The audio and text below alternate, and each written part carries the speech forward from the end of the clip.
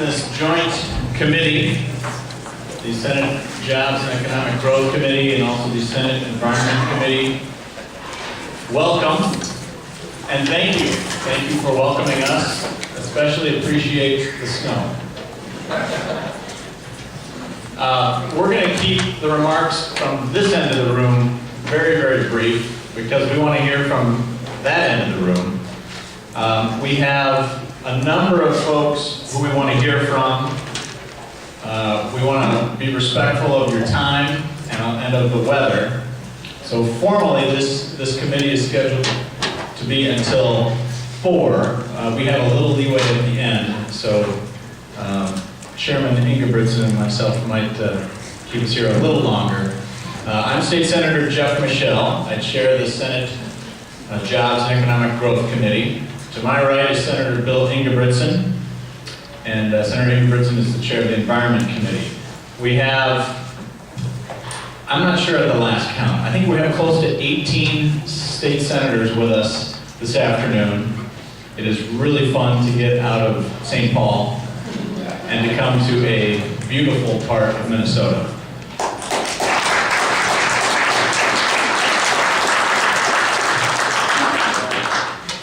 We also have the leadership of the State Senate, and I want to especially recognize Majority Leader, State Senator Amy Koch,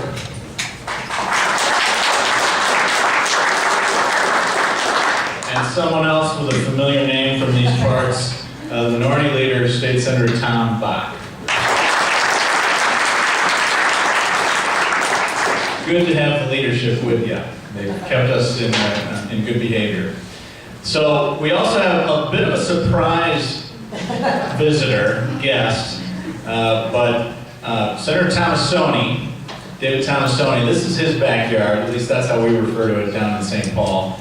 And Senator Tomassoni is a good friend of all of us, and he's been through a little bit of surgery. So we weren't sure if he would physically be here. Still not sure if he's mentally here. Sorry, Senator. But he did persevere. He gutted it out, and I don't think he's going to be able to stay for the entire hearing today, but he did want to make some opening remarks, and since this is his Senate district and his part of Minnesota, we wanted to let him do that. So thank you for joining us, Senator Tomassoni. Thank you. Mr. Chairman, already I'm liking these hearings way better up here because people applaud. That's nice. You know, you don't want me to go there about what people think about the mentality of Republicans or that up here. But I just want to thank you all. I want to thank you all for coming here, having these hearings up here. I'm sorry the weather's not better, and I realize you might be in a hurry to get back because it does get bad on the roads. I hope you enjoyed the mine tour. I have a funny feeling that a lot of you have not ever seen a mine, and that particular industry is what runs the Iron Range and makes the Iron Range go. This Senate District 5, has 4 of the 6 taconite plants within this district and 5 of the 6 mines within this district. And so you are right in the middle of mining country if you want to know where you are. And I just want you to realize that we are very happy to see that you're here also for the reason of expediting permitting. It's nice to see that Governor Dayton signed an executive order to move the time for permitting up to 150 days, and then you'll hear from people here why that's so important and why that can be an indicator to people around the country that says Minnesota's open for jobs, we're open for business, and I think that's pretty neat. And finally, just so I don't get too windy here, because my wife's in the audience and she's acting as my nurse right now also, and she says that I have to leave as soon as I get done talking, and the quicker I finish, the faster we can leave.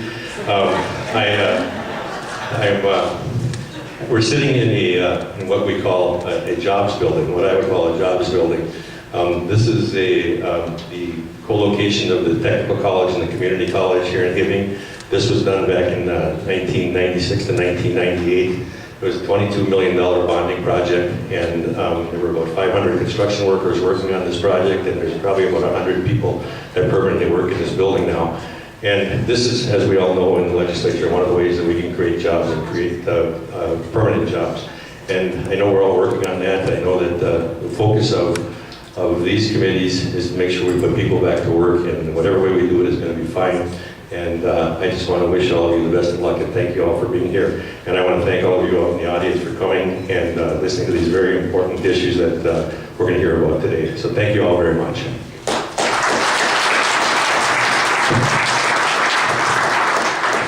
Thank you, Senator Tomasoni, and I think I just won $10 because I did bet that you would show up.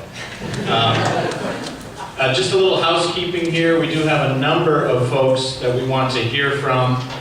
We also are going to have some time on the back end of this meeting for people to sign up. Others who wish to address this joint committee. Amy, at the end of this table, is going to keep a list. We also are going to be pretty strict on time limits. So between myself and Senator Ingebrigtsen, who's much bigger, we're going to try to keep us on time and moving forward. Senator Tomasoni, thank you again for having us up here. And I will also formally thank the two folks in front of me here, Tony Sertich and Sue Collins, for rolling out the red carpet for us. As Senator Tomasoni noted, almost everyone at this table was a part of a tour over at Hibbing TAC. And then equally as important, we were at Sammy's for pizza just prior. So I guess the one final statement that we can make going forward is you're going to hear a lot of talk in the next 5 months about the deficit and about the budget, the state budget. And that's important. We're going to spend a lot of time talking about spending and a lot of time talking about taxes. But I think the Minnesota State Senate has another fundamental chore, and that's to work on the jobs deficit. The state of Minnesota has a jobs deficit, and we wanted to come to this beautiful part of Minnesota and talk about and listen about your very unique economy. This has been and needs to continue to be a great economic engine for our state. So that's why we are here today. We look forward to listening and then taking some action down in St. Paul. So I'll now turn it over to Dr. Collins. Thank you for hosting us today. Great, thank you. Thank you so much for being here. My name is Sue Collins, president of the Northeast Higher Education District, a collection of 5 two-year community colleges in Northeast Minnesota. Hibbing Community College is one of our member colleges, as is Rainy River Community College in International Falls, Wasabi Range in both Virginia and Evelyn, Vermillion Community College in Ely, and Itasca Community College in Grand Rapids. And truly, senators, staffers, my business and industry partners that are in the audience, community leaders and community members, I do want to wish you, welcome you to Hibbing Community College. And on behalf of this entire college community, I want to say that we're happy to host you, as it provides an opportunity for us to demonstrate our community service mission, to serve as conveners of conversations that truly advance economic and business development in this region. I encourage you to have rich and genuine dialogue, and that today will really be that about information sharing that supports our mutual goals of community prosperity and economic growth. I truly thank you for allowing us to host you. And thank you, Dr. Collins. And probably the most important state agency when it comes to this part of Minnesota is the IRRB. And I want to publicly thank Commissioner Sertich for his help in arranging the logistics and the details and trying to put together a good half day for us up here. Mr. Chair and members of the committees, thank you very much. And thank you all behind me. You know, I was a theater major in college, and you're never supposed to put your back to the audience. But since you all control if I continue being a commissioner, I'm sorry guys, they're my audience today. I'm going to be brief as well. I have the opportunity to be with you and listen and share my opinions with you down at the state capitol, but I too want to thank you for being here. You are in the heart of the Iron Range when you're in Hibbing, Minnesota, the home of Bob Dylan and Kevin McHale, the home of Greyhound Bus Company, starting right here, and a community that in 1919, when they found more ore in the north part of Hibbing, they literally picked up the town and moved it to get the ore. I'm a fourth generation Iron Ranger. My great-grandfather, Mike Sertich, died at the Shenango mine when my grandfather was in his teenage years. I just want to take a quick poll for you since you're looking behind me. Would you please raise your hand if you are from the Iron Range? Would you please continue to raise your hand or raise your hand again if you work in a mine, if you're a vendor for a mine, or if your parents or grandparents worked in a mine? This is our life up here. We are a natural resource-based economy. IRRB's mission is to diversify our economy. That does not mean that mining goes away, but someday the natural resources will go away, and we have to do our best at that.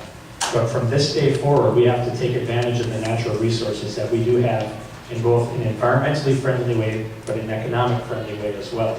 And so that is our mission, and the mission before you all in permitting. I'm honored to be before you on behalf of the Dayton administration, whose mission is to get Minnesota back to work. And Senator Thomasoni spoke of the permitting process by executive order that I think is a shared goal between the legislature and the administration.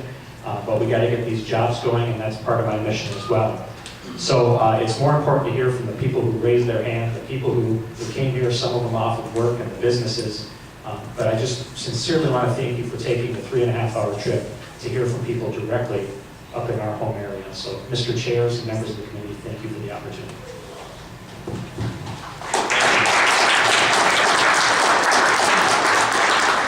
Thank you, Commissioner Sertich, and I'm going to try to call up people in groups, and please bear with me if I butcher the pronunciation of some names. So at this point, I understand that the mayor of Hoyt Lakes actually had a family emergency. So she is not here, but I think we have the city administrator, Mike, and I'm also looking, I understand we'll hear from the mayor of Hibbing a little later. We have Heidi Omerza, city council member, president of the Ely Economic Development Authority. So there's at least 2 names there.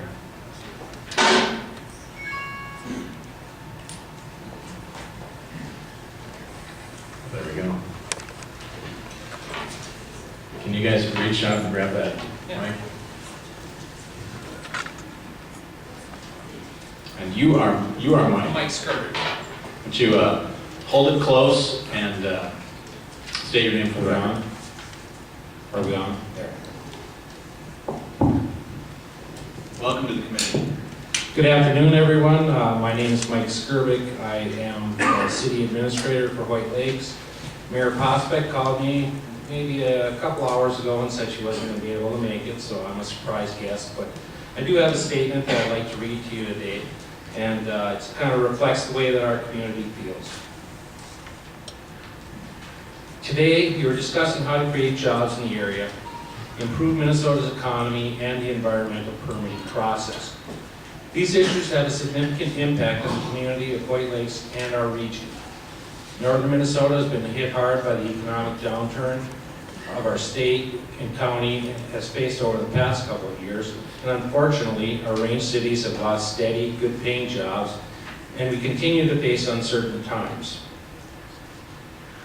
The recession and lack of job growth is affecting main streets across the Iron Range, including Hoyt Lakes. During the boom of the iron mining, Hoyt Lakes, as many cities in the region, was a stable Minnesota community where citizens could make a good living and raise a family in an environment that they were all proud of. Today, we wonder what will save our community and ensure growth for the future. Only good-paying jobs that will be available for the next generation and allow them to live in our area.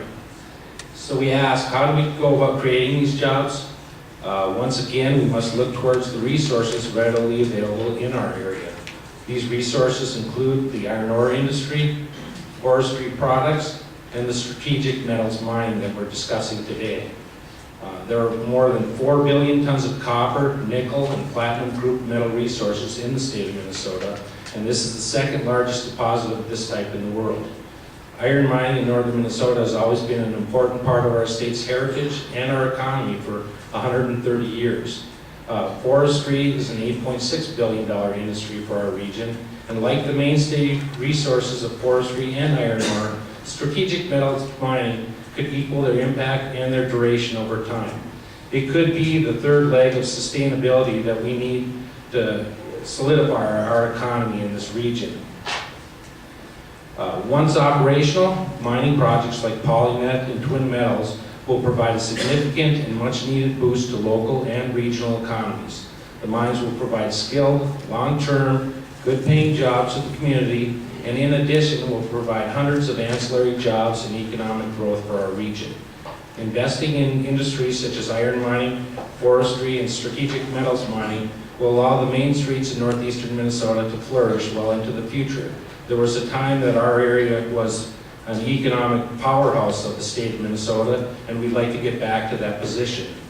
As a resident of northern Minnesota, I take great pride in the natural habitat which northern Minnesota is so fortunate to have. Like many families who live in our region, I canoe in the Boundary Waters and I enjoy our quality of life. It's really time for the science, the engineering, and the regulatory facets of this project to come together. And northern Minnesota needs your support, and I'd like to thank you all for allowing me to speak today.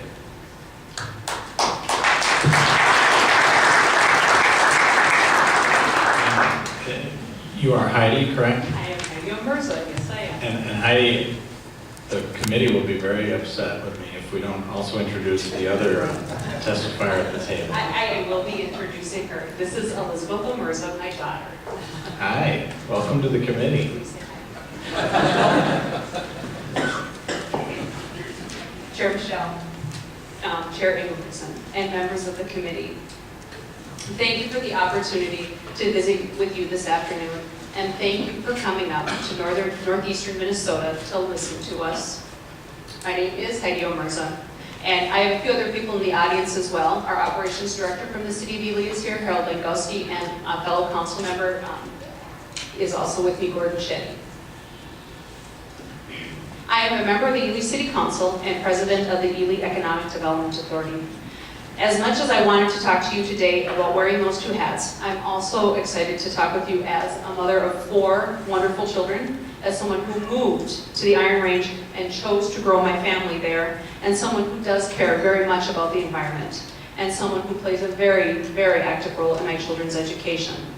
Each of these hats I wear every day make me deeply supportive of what I believe many of you are trying to do here today.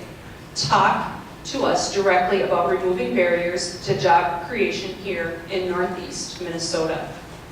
What we as elected officials on the Iron Range are seeking right now are jobs for generations. The breakdown of the digital divide, the work ethic we enjoy, and the natural resources at our disposal are ideally suited to fuel the economic engine of the region for generations to come. It is 2011. Technology and social consciousness, environmental stewardship, and the desire for economic development should afford us the ability to efficiently and quickly grant permits to companies seeking to do business and create jobs in Minnesota for Minnesotans. But all too often, that is not what happens. We hope for streamlined and more efficient permitting for job creators, whether it be in the timber, construction, manufacturing, or a variety of other opportunities.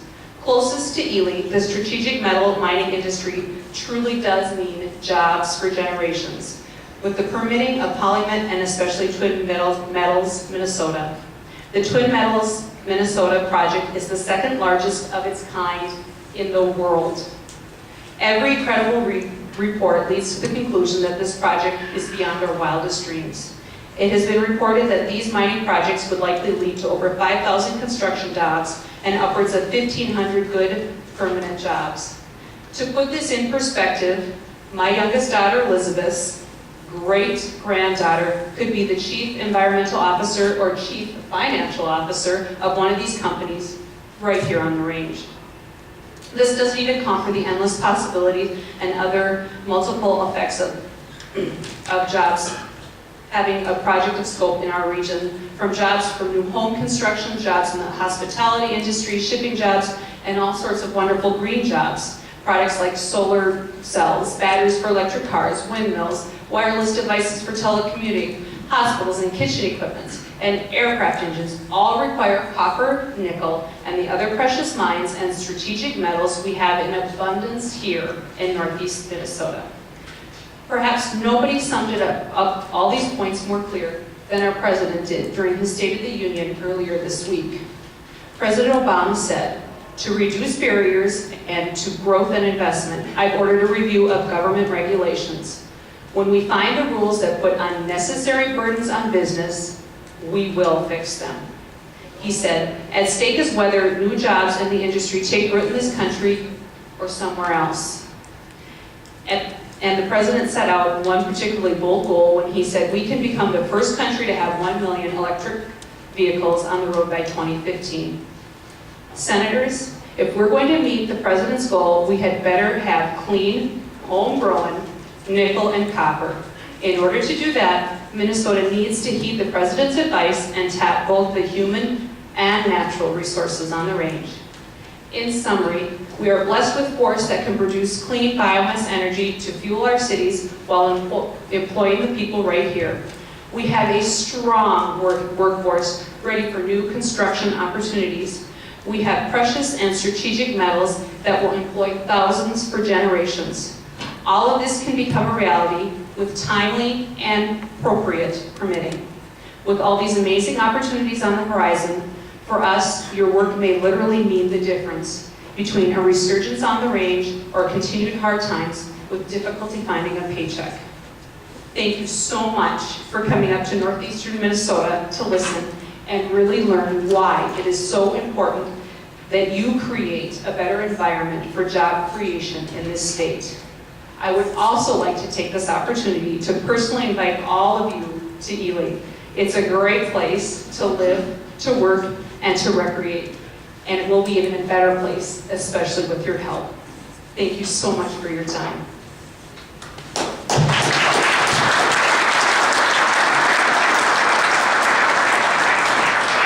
Thank you, Ms. Omerza, and thank you, Elizabeth. We try. That's right.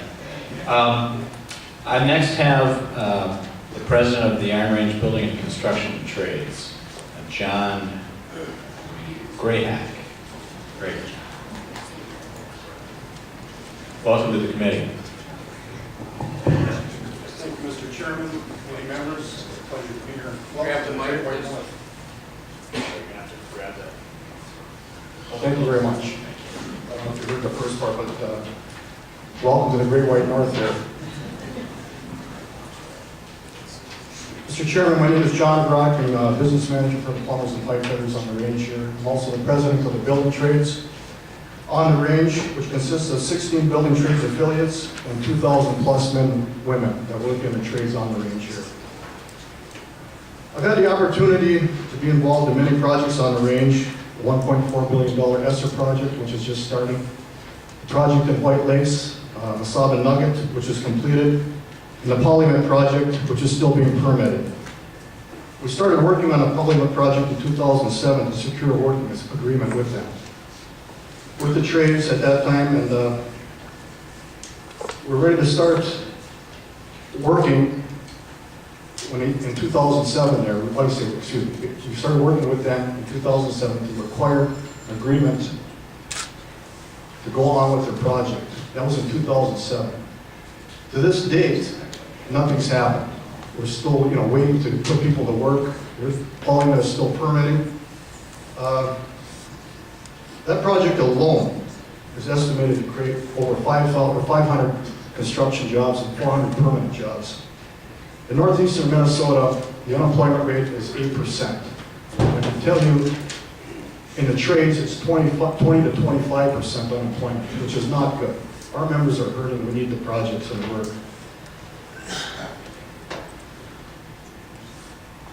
Polymet started their permitting process in 2004, and to this date, they're still permitting, and it looks like, from what I'm looking at, the information I got from them, they will not have their permits until 2012. That's a long ways off. Like I said, we started working with these people in 2007.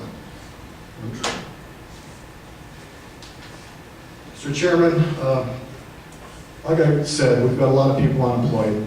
We're ready to put them back to work. I'm not saying permits should be rubber stamped. I'm not saying that at all. But the process should be expedited in some way. The last administration didn't seem to do much as far as the permitting, but I do applaud Governor Dayton on what he did with his Executive Order 11-4. It's going to make things a little bit easier. Everyone talks jobs, jobs, jobs, but do we really mean it? If we do mean it, let's work in a bipartisan way to get this thing done and get the permits out so we can get people to work. Thank you.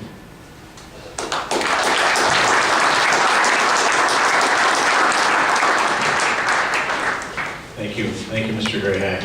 And let me do two things. I already skipped somebody, and I apologize. Can Mr. Jim Fisher come to the table? And let me also assure Mr. Grayhack and others that I know that this committee and the state senate absolutely believes that jobs and job growth, there's nothing partisan about that. I fully expect we will be able to work very closely with Governor Dayton and a new Republican legislature to do some good things, and very specifically in permitting and regulatory relief. Governor Dayton has made a good first step with this executive order, and it absolutely echoes the first two bills that were introduced in the legislature. So I think we're in lockstep, and we will put something very good on the governor's desk soon, and there shouldn't be anything partisan about that. And I appreciate how the state senate has been working so far in this first 3 weeks on jobs, and we're going to continue to focus on that. But Mr. Fisher, you're going to have to take that microphone and bring it pretty close to you, so sorry to make you do some gymnastics.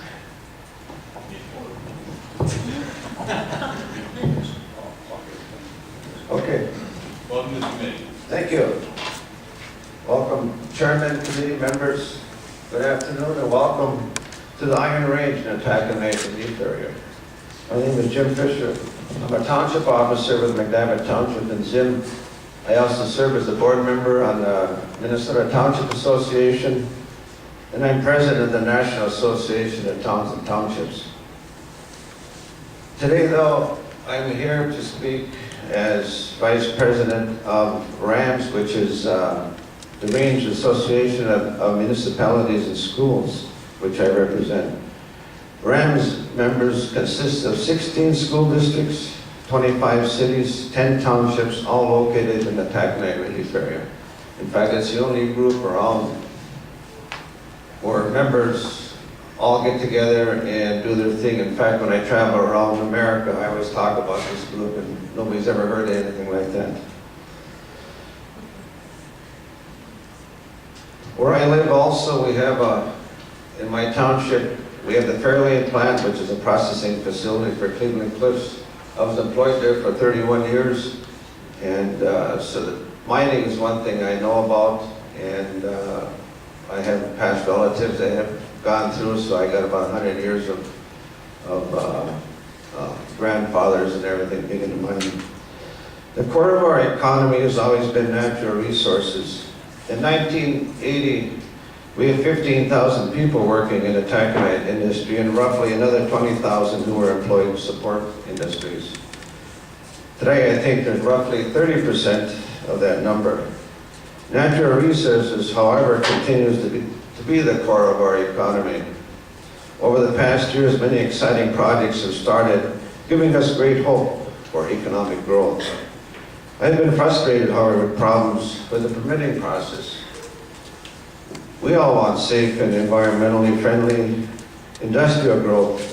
Minnesota has always been known for being very watchful and protective of our environment. In fact, I was once told that Minnesota was one of the 3 toughest places in the country for permitting. It has also, however, been extremely aggravating to watch a company like Polymet spend almost 6 years and many millions of dollars because of failed direction of possibly the DNR. I applaud and praise Governor Dayton for his issuance of the executive order that will help speed up the process. I know he can only do so much, and additional legislation needs to be passed. We can have a bonanza with the current Parliament project. The minerals that would be mined, copper, nickel, palladium, platinum, these new resources would be essential in the future of the world. They are part of the new buzzword that we hear about the green economy.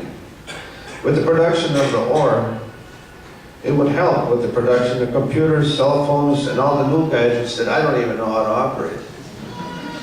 And that would be coming to the market, and all the young people will be there as a forefront, is what we need for to keep our economy going. We all know that a strict EIS is needed because of non-ferrous mining, but we are not the first in the world to do this. Polymet has done a great job in preparing sites for tailings ponds and discharge emissions. The company has spent millions of dollars and are waiting on right on the 5th year right now for their okay. Remember, our area produced 92 million tons of iron ore for World War II. And also it was the range who paid for the Capitol building, these same companies, because there was no money in the state to pay for it, so we paid for that too.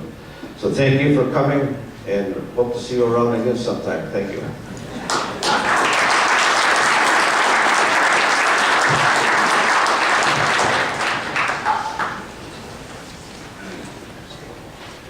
Senator Ingebrigtsen. Sure. Thank you very much, and thanks so much for the folks that came here today. Just a little bit about the process, how it's been working so far. Myself, along with the environmental counterpart in the House, met with the governor's office last week. And that was what precipitated the governor's order. And I think we all know that during the campaign, not only did politicians talk about jobs and the economy, but the governor did as well. And he was true to his word. He so far has worked with us, and I look forward to that in the future. However, we did assure him that we appreciated that step in the right direction, as we talked about with his order. We also informed him and assured him that we thought it needed to be put in statute, and we're going to be moving forward with that. And that's one of the reasons we're here today, is collect the information from the folks that are actually where the rubber meets the road, so we can put that bill together, and actually that bill will be introduced to deal with the time frames of permitting and stuff on Tuesday, February 1st. So just so you know how this has come about, and we look forward to some more testimony.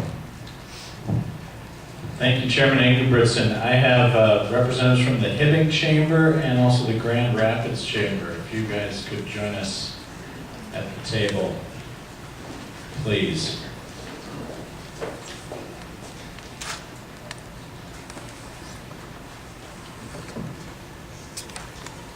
Thank you. Welcome to the committee.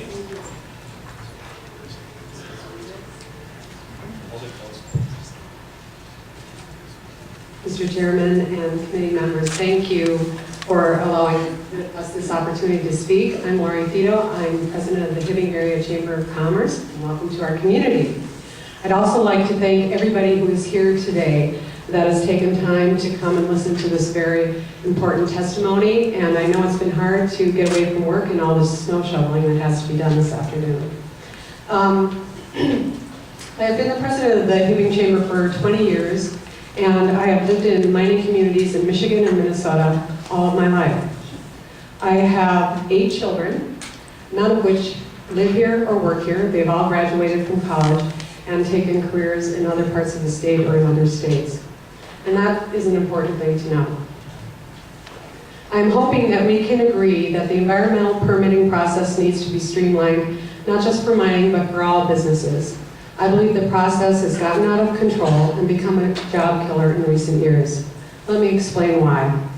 You may or may not know that there's a plethora of mining exploration happening in the Central Plains, Great Lakes states, as well as Northern Ontario. Just Google Ring of Fire.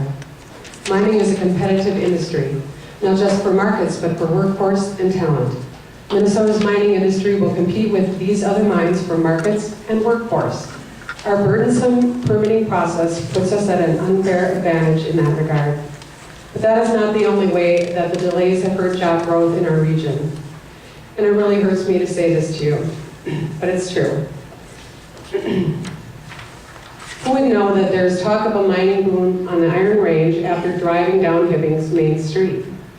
When the new mining projects were announced originally, we had several business startups and new housing projects that have since either faltered or closed. Longtime businesses have said to me that they are trying to hold on until the new mines open, but many have not made it. Not too far from my office, about a half a block away, there was a small successful store in downtown Hibbing. It had been there many, many years, longer than I've been in Hibbing actually, and the person who ran it was a good person and a very good businessman and popular and seemed to do quite well. The owner, I think, was a friend of mine. One day, in the middle of the day, he turned the sign over in his door to closed and locked the door. He never returned, and I am told that he could no longer afford to stay in business, that his wife had become ill, and he needed to find a job to provide for her. It broke my heart, and I think the hearts of many, as do many of the other closures we have on Main Street. I firmly believe that had these mining projects been underway, he would still be in business. Please fix this problem. There are real people and families and communities who are affected by the legalistic regulatory hoops that these projects have gone through. And if all these hoops prompted a better end project, I would be okay with it. But the reality is the hoops become a basis for the legal actions. The legal actions prompt delay. And more often than not, delay becomes denied. That means there will be no new jobs, no new tax base, and more closed doors on Hibbing's Main Street. And I'm not okay with that. Thank you.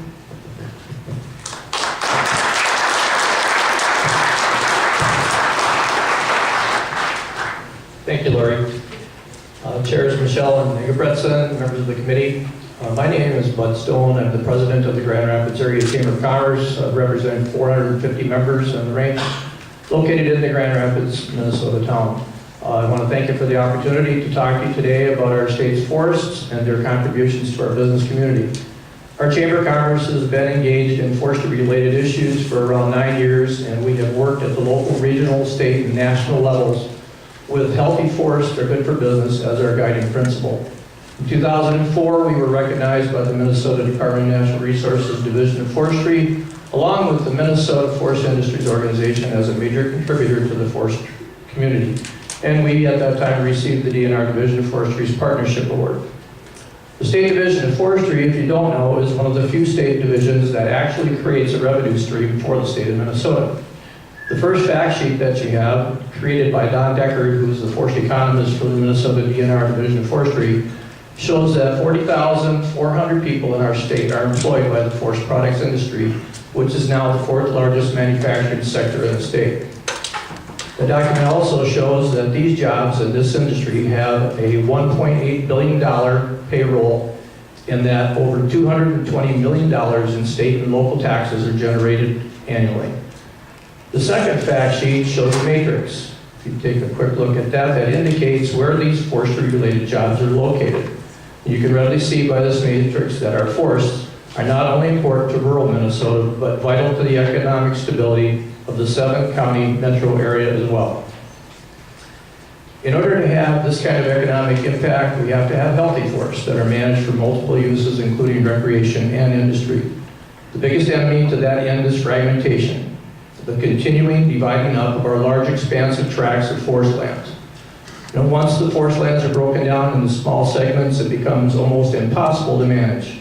All of a sudden, no trespassing signs go up, and commercial, sustainable logging supports our forest industries stops. Conservation easements are one way to curb fragmentation trends. By placing our large industrial forests in conservation easements that include forest management plans and guaranteed public access, we ensure that our industries will have the opportunity to continue to prosper and people will have the opportunity to pursue outdoor recreation. Another potential enemy to our forests is the gradual loss of our logging infrastructure. These are the first line of businesses that make their living from the forests. These are the loggers and the truck drivers and others that harvest the raw material for our industries. On the horizon are many new uses for that material, and while we think in terms of sawmills and paper companies, in the future there will be biofuels manufactured from wood fiber and pellets made to create energy and other products and industries that will fuel our economy and reduce our dependence on foreign oil. Remember, 25% renewable energy resources by 2025? Wood could play a big part in reaching that goal, but if we don't ensure that we maintain an adequate logging infrastructure, not only will those jobs be lost, but thousands of potential jobs as well. In my community, we have a globally competitive paper mill, UPM Kimney's Blandon Paper Company. They're a major employer and will continue to be so as long as they can remain globally competitive. To remain competitive, they need to change technologically and as new opportunities emerge. One of those opportunities existed a few years ago when UPM started the process of adding the 7th paper machine to the plant. It was called Project Thunderhawk. This expansion would have created jobs for our community, jobs in the woods, jobs in the mill, and jobs in our business. Project Thunderhawk did not happen. It was bogged down in the permitting process, and eventually UPM lost interest even after they had invested a large sum of money in the process. Today we have another opportunity. The Itasca Economic Development Corporation, located in Grand Rapids, has purchased the old Ainsworth board plant site. And we're now in the process of making it into an industrial eco park. As we go through, as we go through the process of finding tenants for this new opportunity, one of the things that will determine our success will be how friendly our state is to new businesses. Most of the tenants for the eco park will need permits for their businesses, and there most certainly will be a variety of businesses that will need a variety of permits. Some of these will be companies that will invariably use wood and wood fiber and add to the economic stability of our region, creating jobs that will support our local businesses. However, if they have an experience like UPM did with Thunderhawk, they too could lose patience and go elsewhere. Northern Minnesota is a natural resource-rich area with much potential in what we call the 3 T's. That's timber, taconite, and tourism, all of which are important to us. So let's work together to find new ways to support new and expanding businesses in an ecologically responsible manner and help Minnesota grow and thrive by building healthy businesses and healthy communities. Thank you once again for the opportunity to address you today.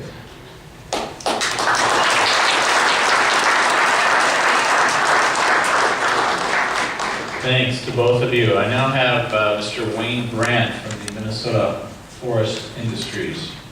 Mr. Brandt, welcome to the committees. Thank you, Chairman Michelle, Chairman Ankerson, the rest of the members and staff, and add my thanks that everyone said to you coming up here on this beautiful day. And I see we're ahead of schedule, and I'll try and keep you that way. I won't consume all the time. I'm Wayne Brandt, Executive Vice President of Minnesota Forest Industries. Our members are companies that produce products from the forest, paper, engineered wood products, organic strand board, lumber, energy, and then we also own, our members also own a substantial amount of forest land and manage that on a renewable basis through various certification programs. Bud Stone mentioned a few of the economic figures. I'll just reiterate our direct economic impact, not indirect or induced, direct, is $10.4 billion, 40,000 jobs throughout the state. Bud was a little light on the state and local taxes. It's actually, we generate about $715.7 million in state and local taxes, and Bud's at 200 and something, you know, what's a $500 million amongst friends. We also pay the state of Minnesota about $22 million a year on average for harvesting timber on state-owned lands. And we pay the counties with forest lands about another $19 million a year on average for harvesting on county lands. Our industry is a global industry, particularly on the paper manufacturing side of the business. They are global companies and they serve global markets.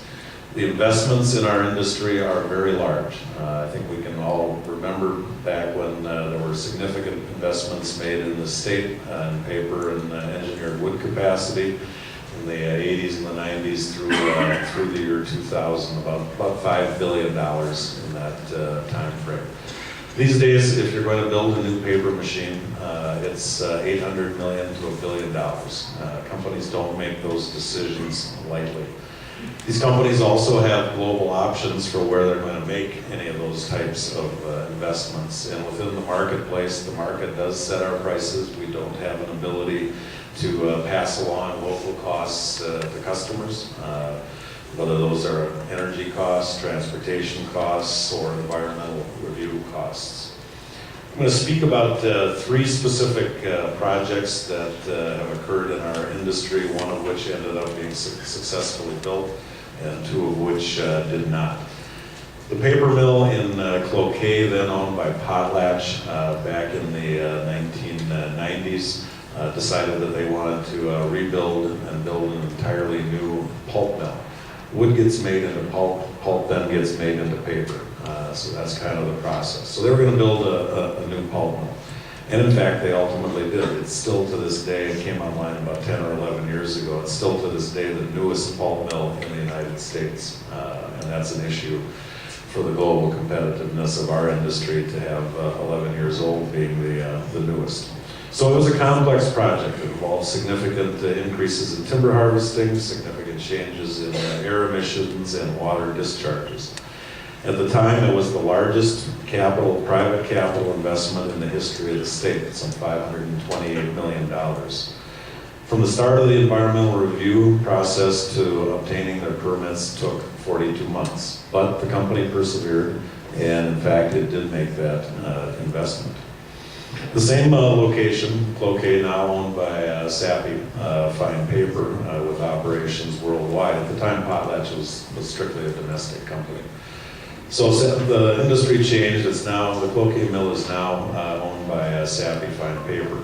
And they undertook a review of a project to build a new paper machine. Now, when they built that pulp mill, when Potlatch owned it, they produce over twice as much pulp as they convert into paper in Cloquet. The rest of that pulp they sell to other paper manufacturers who then in turn convert that into paper. So the local leadership of the mill wanted to, like to have invested and built a new paper machine, world-class modern, in order to convert more of that pulp, or all of that pulp, made on site into paper here in Minnesota. There was no increase in wood harvest, so there were no timber issues in this. There were only minimal increases in air emissions or water emissions. The agencies did, however, require that a health risk assessment on those air emissions be done. Ultimately, that was found to be negligible. That consumed a long period of time. Ultimately, from environmental review through permitting on that project took 19 months, and the company did not make that investment. Bud spoke briefly about the Blandon Thunderhawk project for a new machine. That environmental review and permitting took 27 months. It cost the company $2.5 million. That too would have been an investment in the order of $800 to $1 billion. Ultimately, that mill was not built. That investment was not made. UPM is a worldwide company in a similar time frame, evaluated putting the same machine, they were a little bit ahead of the Blandon evaluation, evaluated putting the same machine in southern Germany in Bavaria. It took them 6 months from the beginning of the process until they had their permits from Germany. We're not talking China, we're not talking Indonesia, we're talking Germany. The company built that project, and in fact, the permit requirements in Germany were more stringent than the permit requirements that came out of the environmental review and permitting process in Minnesota. But they built that project. They could get a decision made. I'm not going to sit here and tell you that the projects that were not built solely because of the environmental review process and the length of time it took. You can't make that statement. But you can say, and it is true, that it was a major contributing factor to the decisions not to build. The issue, we talk a lot about permitting, but really we must not neglect when we have to talk about environmental review. Our process is expensive, it's unpredictable, which for global companies is almost as bad as it taking a long time or costing a lot. When you start the process, no one can answer the question, when will it be done? When will a decision be made through the environmental review process and getting our permits. No one can say what it is. It's a process that was designed back in the snail mail era, with timelines and processes from that time, and not the electronic age. It is a major contributing factor on these decisions.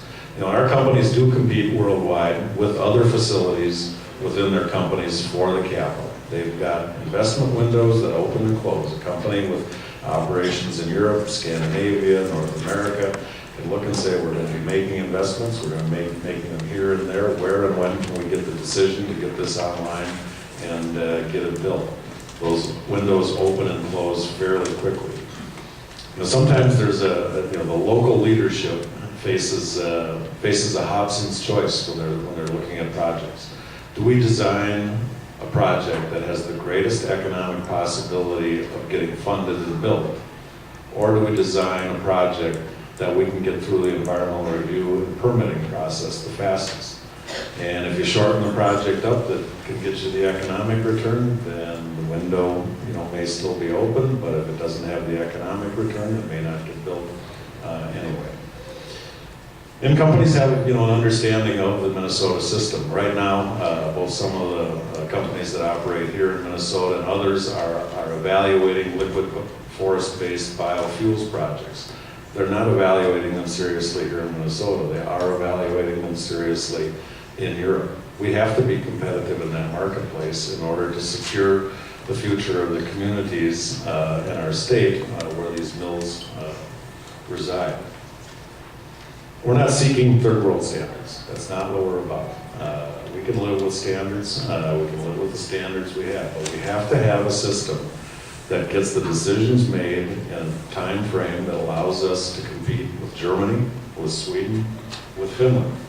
Commissioner Ossen, when he was announced, said that the agency, the PCA, needs to move at the speed of commerce. I think that that's an excellent statement, and we would endorse that completely. But it's not just the permitting process. It's also the environmental review process that has to move at the speed of commerce. It's not just the PCA, it's also the EQB and the other agencies. Thank you for your time.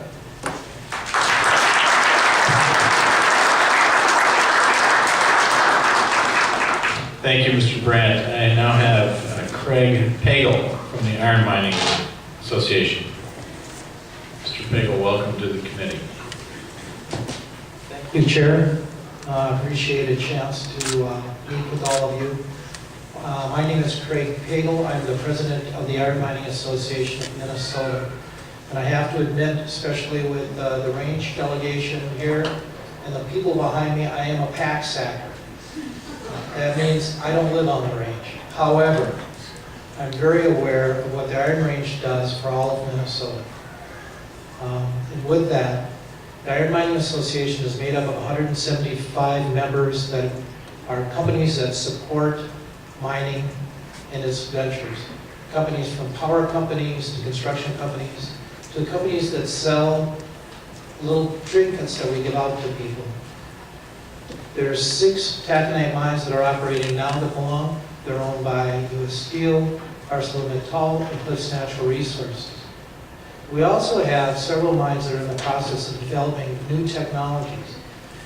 There's a nugget plant it's up and running now. They're looking for a mine permit.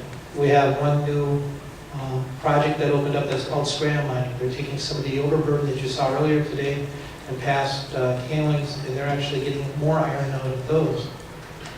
And we have an iron to steel plant that's being built as we sit here today. And there's an existing facility that's looking to expand from 6 million tons to 9 million tons. What does it all mean today? $3.1 billion of gross regional product from northeastern Minnesota, northwestern Wisconsin. It is a regional economy. What does it support? 3,600 miners directly and about 9,000 other jobs in the businesses that are the vendors that supply the products and services to the mines. We also pay taxes. Based on 2007 production levels, which I'm happy to say we're back at and probably going to go closer to what we were in 2008. In taxes, we paid over $148 million. Those are just 6 tax lines. Of that, $46 million went to K-12 education. $11 million went to the University Trust Fund. We are the largest single contributor to the region's economy, 34% of the economy. Do we want other things to expand here? You bet. The more the merrier, the better the economy, the healthier we all are, the more jobs we have. But what's important to remember, I think, at this point, we kind of quietly go about our business, creating the iron ore that's used in the steel in the United States. And about 75% of the first pour steel in the United States comes out of the iron ore here in northeastern Minnesota.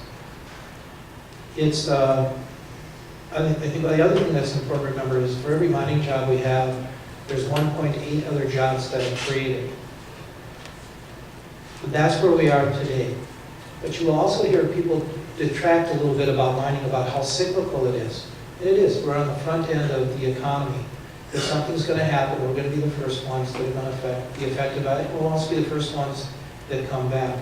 This last year, the mines hired over 700 people. Some of those will be replacing people that are going to be retiring so that they're ready to go. You're sitting in a great facility. We've been working very closely with the community colleges and with the superintendents. And you're going to hear from some of the students that are coming up. We've done a great job of developing probably our best resource, and that's the people. The other thing that people detract is how we've kind of been cyclical with our numbers. That's true, because we've had to modernize to compete in the global market.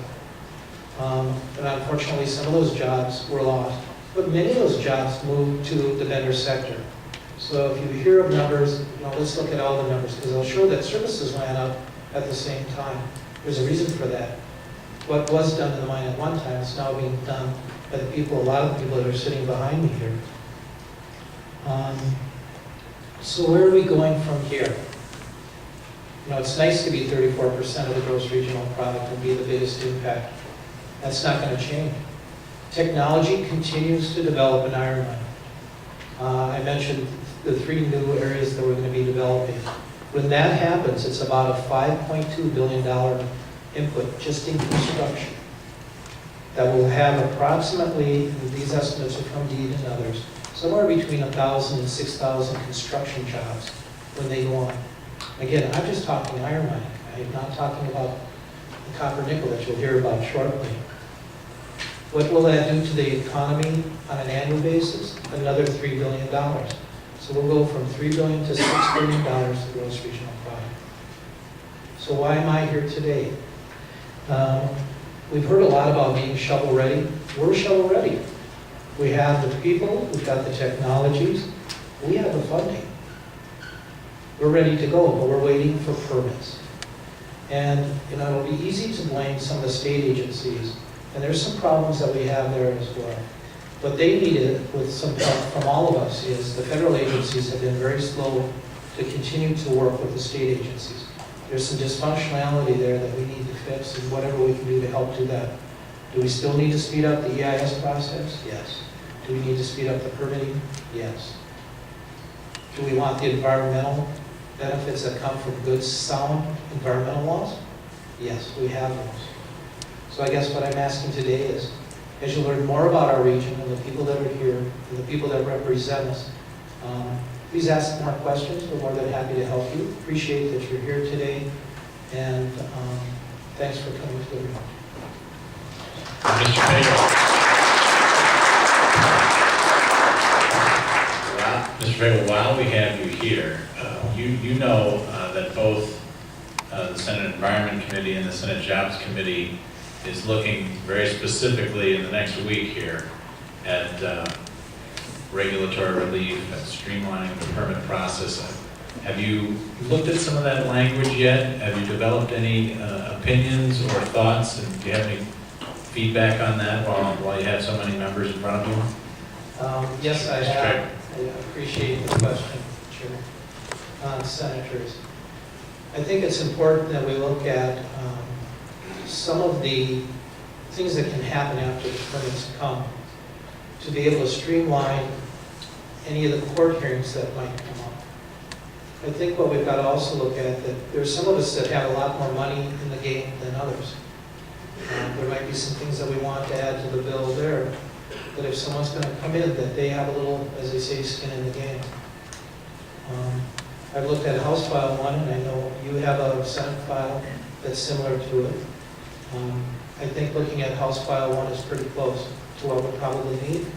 The one thing I would add, it's not really something that maybe needs to be statutorily done, is if we can get either an agency or someone in one of the agencies to act as a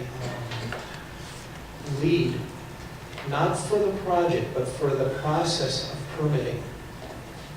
I think that would be very beneficial, because as I noted, one of the biggest problems we have is the EPA, Corps of Engineers, and U.S. Forest Service have the tendency to not be engaged. We need someone to keep them engaged, keep their feet to the fire, because for the mining process, you actually run through both the state and federal permitting process. Thank you, Mr. Payne. Thank you for coming up to the Northland. Thank you. I have Mr. Ongaro next on my list from Mining, Minnesota.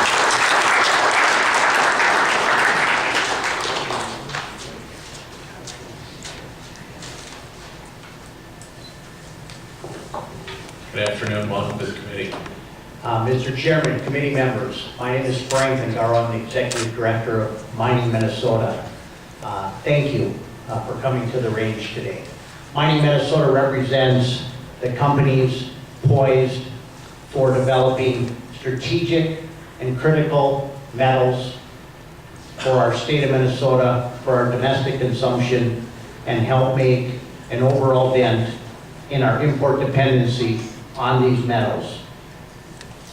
Today you heard from local elected officials, local business leaders, local labor organizations about the need for these jobs, the support for moving these projects forward, and we need that to happen as soon as possible. The best part of going last on the formal agenda is you get to hear what everyone else says. The worst part is usually there's no time left.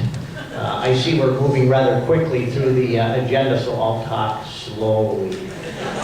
But you may want to get out of here with the snow that's coming down as quickly as possible, actually. Seriously, committee members, these proposed critical and strategic metal projects represent by far, second to none, the single business economic development jobs opportunity facing the state, period. Thousands of jobs, everything you're looking at to help make a dent in the deficit that's facing the state. Part of that is the growth opportunity that can come from this mineral development. These companies, this next generation of mining, they're ready to go. We can, as you heard from the needs of these local officials, help strengthen this regional economy and make a significant impact and benefit to the entire state of Minnesota. We have the resources. We're import dependent on these resources. These companies are committed to making sure that our air and water quality remains strong as it has over the last 100 years that mining has been here in the state of Minnesota. But simply put, the company that gives an environmental review, it's taking too long. We support the legislation incorporated in both Senate File 1 and House File 42. We have some additional suggestions to make it even better that we have discussed with your staffs and we'll be bringing forward well, you'll be gone today, but Monday morning at the latest. We've also shared it with Commissioner Surdich, and we look forward to helping make sure that the environmental permitting process, environmental review and permitting process moves more quickly and gives companies more options. I can sum it up in two examples. One, the PolyMed project that is an environmental review. They scoped their project, their statement of need and reasonableness in 2005.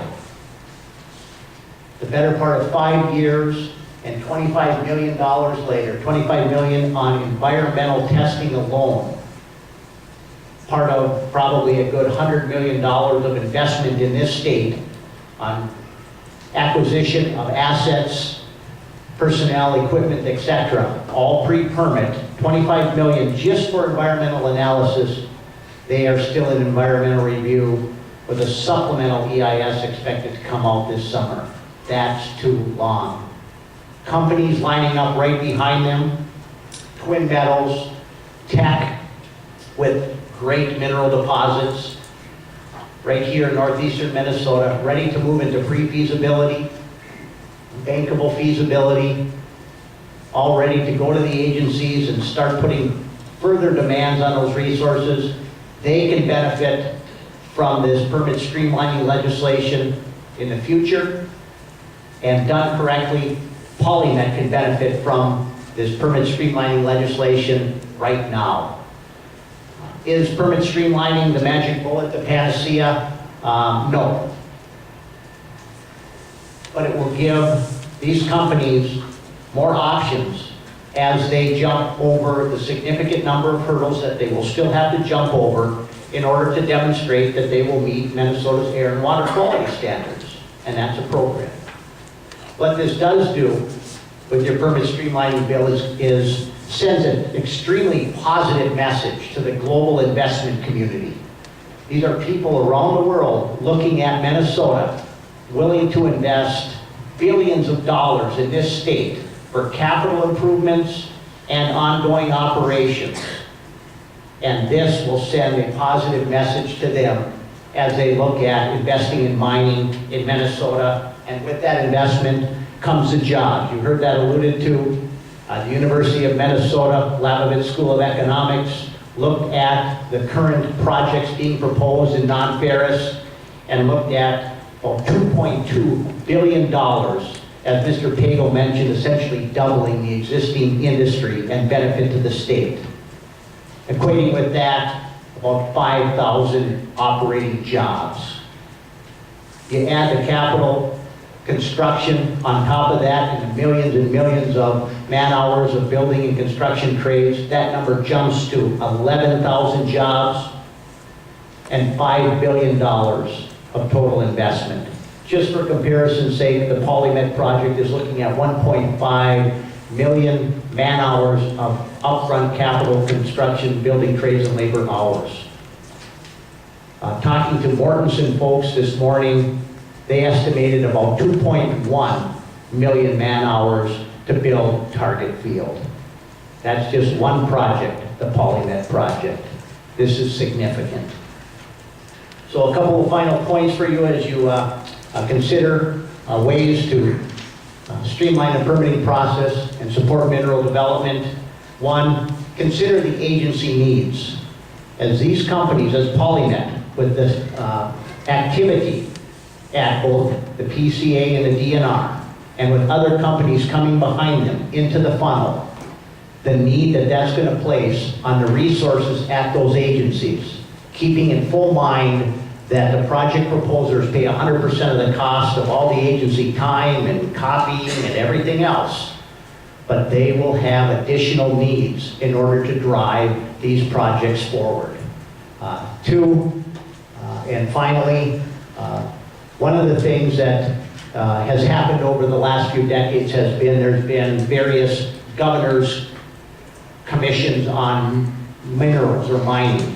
And one of the things that came out of a governor's, the most recent one in 2003, and we brought this up with the administration, is to consider having a position that reports directly to the governor, somebody who can coordinate and run point and cross-agency activity and help shepherd these projects along the way and make sure that things aren't being bypassed, but make sure that everybody is at the table, at the state level, pushing those federal agencies to stay at the table and make sure things get done in a timely manner.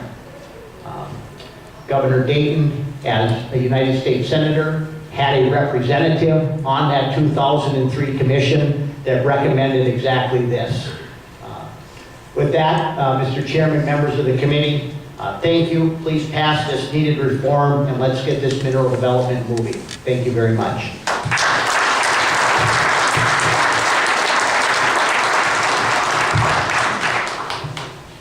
Thank you. I have Bill Travis with Idea Drilling.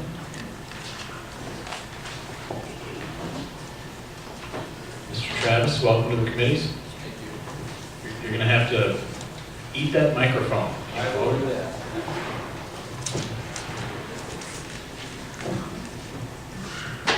Good afternoon. I am Bill Travis, and I'm here representing Idea Drilling. We are located in the city of Virginia, and we provide drilling and survey services for large exploration and mining companies. Our customers include many of the large organizations represented here today. I appreciate the opportunity to speak before you today and would like to offer 2 points for your consideration. First, there are many small and mid-sized companies like Idea Drilling that are in the business to support large exploration and mining companies, as well as the Minnesota communities in which we all operate. We rely heavily on the success of these large organizations for the sustainability and growth of our business. I ask that the economic development and environmental debate please also consider the economic impact in small and mid-sized businesses like Idea Drilling, as well as the positive impact that our businesses have on our communities. Second, our employees rely on us to provide steady employment and the resulting wages and benefits to support themselves and their families, and to help provide a strong financial foundation for the future. I ask that the debate please focus on the importance of our community, the importance to our communities of creating meaningful and valued jobs for our citizens of today and tomorrow. I expect most of you recall how challenging 2009 was. Idea Drilling experienced a significant drop-off in our business, which resulted in a yard full of idle drilling equipment and significant employee layoffs because there was little or no work to be done. In fact, I believe we were down to about 8 to 10 employees at one point. We actually had a month with no revenues. Like many companies, the economic and psychological impact on our employees was immense. For all of us, the adverse impact on the economic downturn is still visible in our communities today. Fortunately, 2010 was a very good year for us. We currently have 13 drill rigs and about 75 employees, and we're running at near full capacity. 2011 and beyond is looking very positive, and we're actively in the market hiring, and we have 3 new drill rigs on order. As a point of reference, a drill rig costs somewhere in the range of $300,000 to $800,000. The men and women who work for us are very hardworking and dedicated people who make us successful. They have spouses, children, hopes, and dreams. Most of our employees choose to live on the range because that's where their families are from and they enjoy the many benefits the area has to offer. Many of our employees are active in the outdoors, hunting, fishing, hiking, camping, boating, skiing, and today, snowmobiling. They have great respect for maintaining the beauty and the health of the Northwoods environment for the long term. Obviously, we want the mining projects to be operated in an environmentally sound manner. When I first joined Idea Drilling, I visited a few drill sites to get to know our people, our business, and the challenging environment they work in. On each visit, I asked them a lot of questions. One of the questions I asked was, what can we do to help you be successful? Many employees gave the same response, a simple, keep us employed. There you have it. That response seems to me to be the heart of the debate. Let's support these projects in a responsible manner to provide financial stability for the people of the range and for economic prosperity for the region and the state. Maybe then we can keep more young people in the area because good jobs, economic diversification will exist that provide financial stability and the opportunity for them to pursue their dreams. Thank you. Appreciate your time.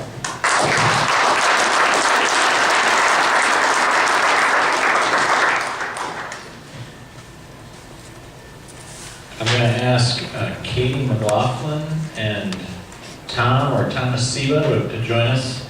These are two students from Hibbing, junior Rotarians. So this will be a fun opportunity for the committee. And while you guys get your papers set up there, Chairman Ingebrigtsen had another update as to give folks a sense of where the Senate Environment Committee is going and what they're working on. Thank you, Chair. You should know that we have just to tell you what the Environmental Committee's been doing so far, we have and I have to say I'm very proud of the committee process that we've been going through, and most recently the amount of input that we've received through from not only just some of the older members, but newer members. It says we're going to be dealing with this job thing, and we're looking at this permitting process.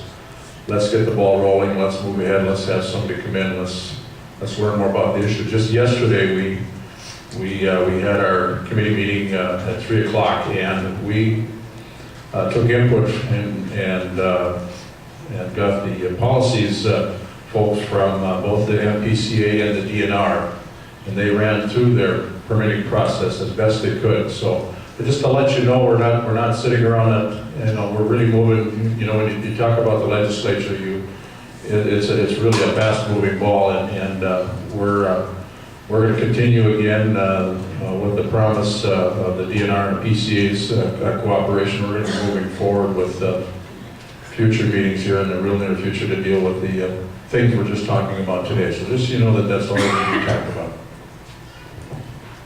Thank you, Senator Ingebrigtsen. So, let's see, Katie, right? And is it Tom or Thomas? What do you prefer? Oh, Thomas. Tom, okay. Welcome to the committee. Mr. Chairs and committee members, welcome to Hibbing. I would like to thank you for this opportunity to speak before you here today. My name is Katie McLaughlin. I represent Hibbing High School students as their Student Council, National Honor Society, and Key Club President, but most proudly as their classmate and fellow member of Hibbing High School's class of 2011. In June, when my classmates and I walk across the stage of the historic and beautiful Hibbing High School, our very own castle in the woods, we can say we received what I believe to be one of the finest educations in the great state of Minnesota. Our faculty, staff, and administrators work long, hard hours each and every day in order to make our educational experience one that is second to none. With their encouragement and support, the best is brought out in each of us.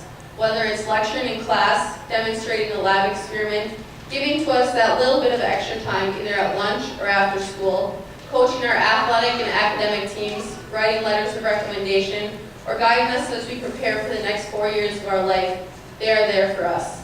Who is to say there are not good things happening in northeastern Minnesota, and specifically Hibbing? Within our class of 2011 alone, our National Merit Scholar finalist hopefuls and finalists for other prestigious national scholarships. Others have won honors at the state level. Many of us have been accepted into honors programs of premier colleges and universities across the state and the country. Not to mention is the good we have created within our own school and community. We are not only students from greater Minnesota, we are students from the greatest part of Minnesota. 2, 4, 8, 10, and 12 years from now, when my classmates and I graduate from college and graduate or professional school, we will be the engineers, the surgeons, the entrepreneurs, the prosecutors who are making a difference. We will be the teachers educating your grandchildren. We will be the nurses caring for your loved ones. We will be the miners excavating our state's most precious resources. Whatever it is we do, whether it's the professional or the blue-collar work, we will do it well, never stopping short of our very best. What I ask of you is that you provide the funding, the investment, and the initiative necessary to attract new and retain existing industries in northeastern Minnesota. I challenge you to help diversify the Iron Range and its economy. This will mean jobs for generations to come. I guarantee that if given the opportunity, it is the nature of Iron Rangers to make it flourish. Our close-knit communities need and deeply desire to return to the vibrant cities they once were. There is no time to wait. The time to start is now, so that as we graduate from college, we may return home to this place so dear in our hearts, where the work ethic is unmatched, the landscape is breathtaking, and the natural resources are invaluable. We want to be given the chance to not only use the skills we have and will attain, but also commence our adult lives and raise our families in one of the most scenic areas of the state. And as importantly, we want our children to have an opportunity, just as we have had, to receive a premier education at Hibbing High School. Thank you.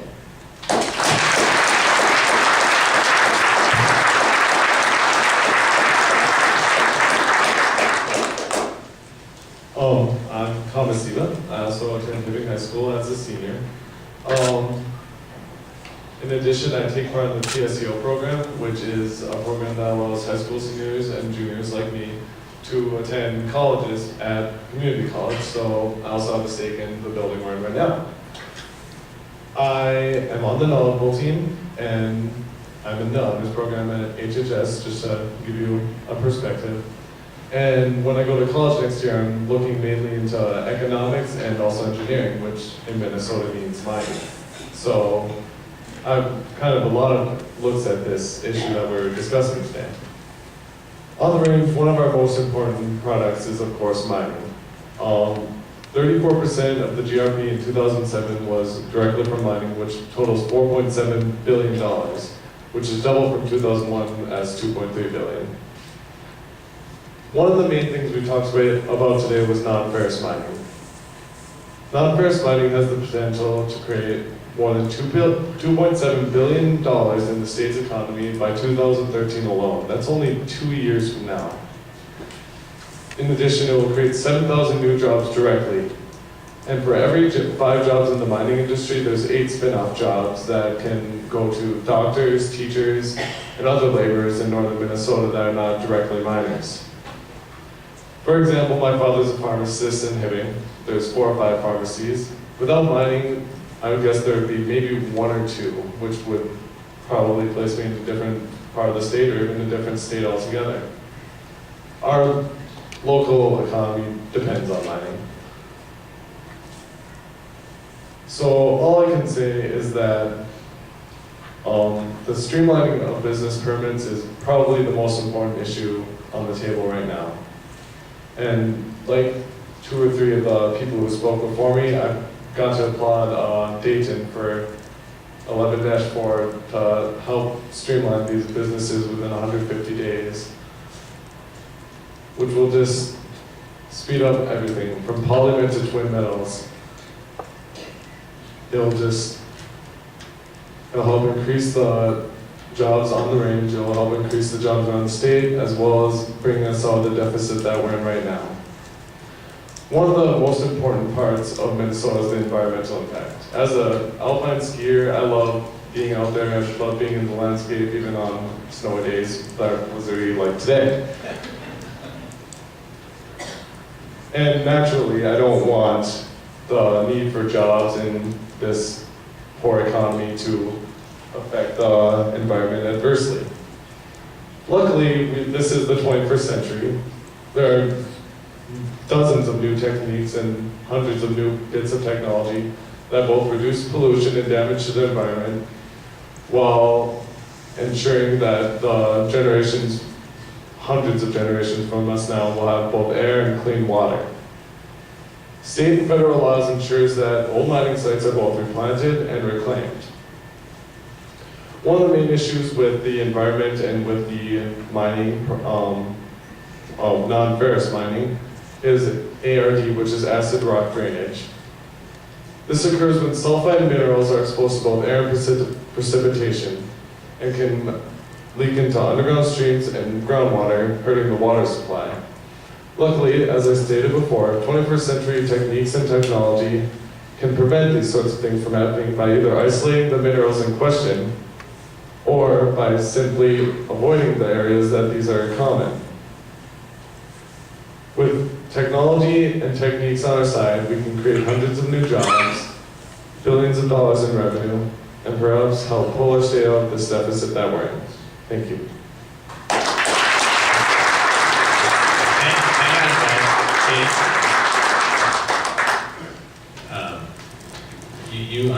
certain you will win our favorite witness award today. But while you are here, I thought it'd be nice if either of you could share what are your plans after you graduate. I'm sure you're starting to count the number of days. Do you know yet? And are you ready to go public with it?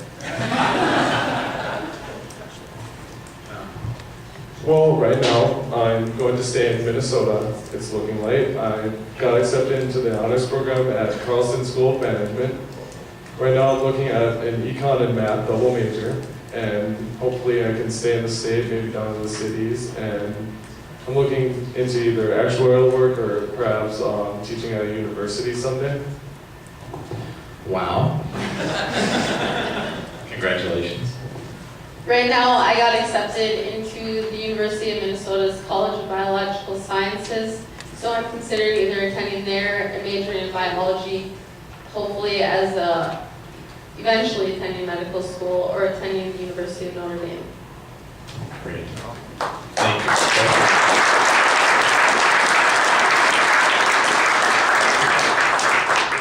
Congratulations to both of you, and thank you for putting some nice young faces on this topic, why we're here today.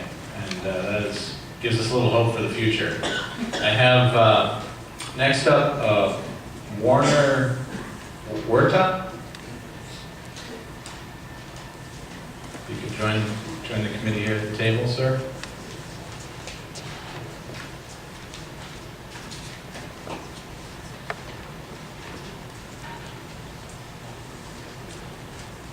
Good afternoon and welcome.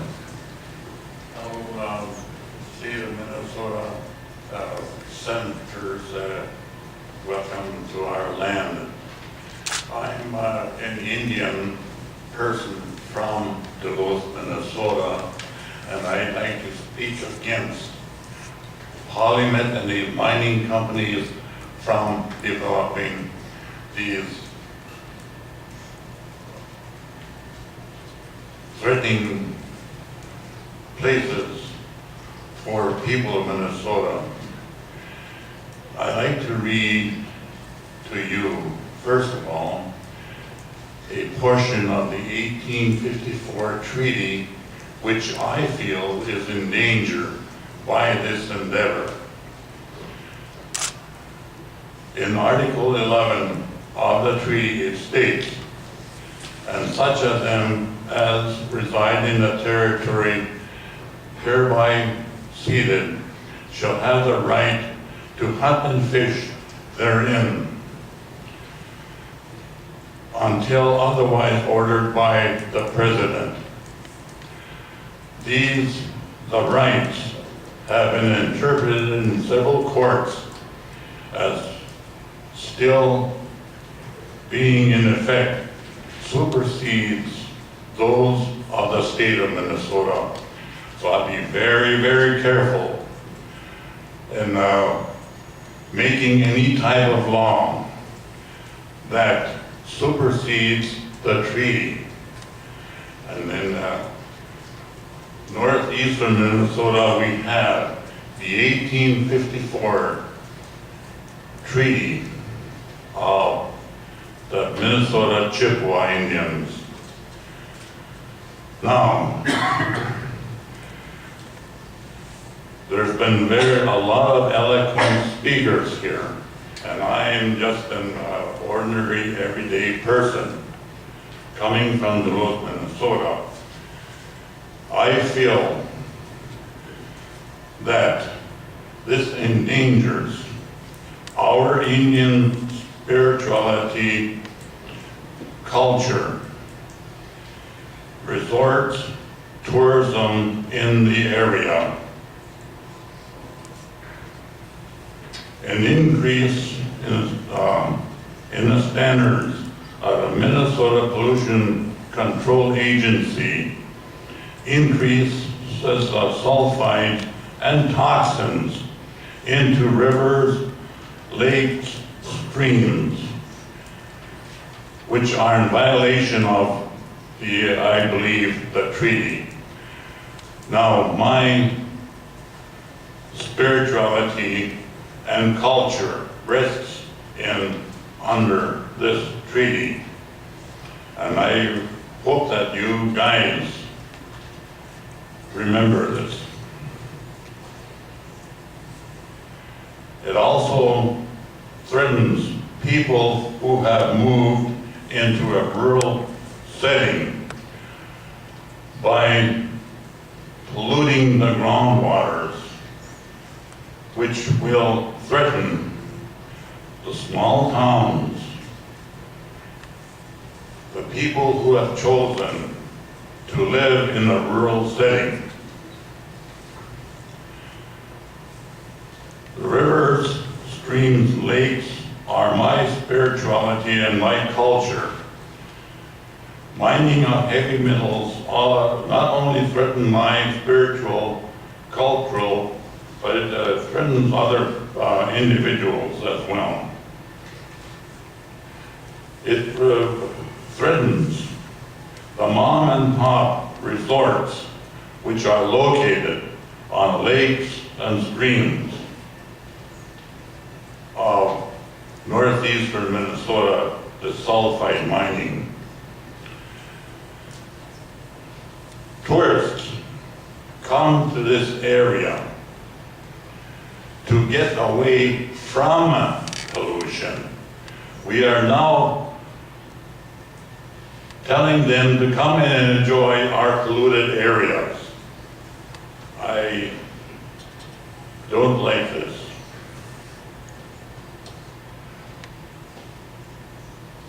The mom and pop resorts bring in millions of dollars to the coffers of the state of Minnesota.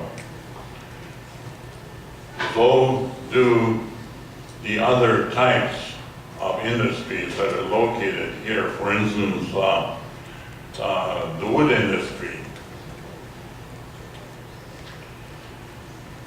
This mining of heavy metals will create pollution in northeastern Minnesota and lakes, streams, and Lake Superior by these pollutants going down the Embarrass and Partridge rivers. This area towards Duluth is a drainage area for the Mesabi Iron Range. As nobody has stated, as the industry gets more automated, we will have a laying off of workers, threatening the livelihood of people living in the area. These mines will become more and more automated. Thus, laying off the 400 or so or more people that they hired to begin with. Automation is what you people need to think about very seriously. The present mining endangers the settling ponds in the area. For instance, in the present mines where we have taconite production, in these tailing settling ponds are all leaking and polluting the waters as we see today. Now,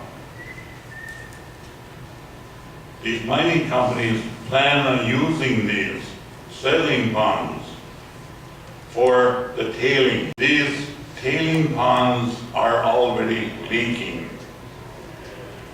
Right out of Embarrass, my hometown, Polymet is planning on putting a huge tailings pond there.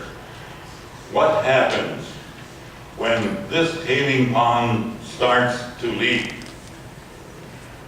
what happens can happen here as the Tennessee River Dam broke and released tons of pollutants into the Tennessee River, endangering the people in the area, that coal ash. Secondly, in Hungary, the country of Hungary, the tailings pond broke there, and they have been using this place beyond World War II, releasing tons and tons of pollutants into the Danube River. Think about this seriously. Think about what is the real potential, and I see it happening now. These are some of the reasons I have given to you that promote my thinking into being against any development of polymet and mining companies developing this heavy metal types of mining. I feel very threatened as a citizen of these people that will be doing these types of projects. I thank you.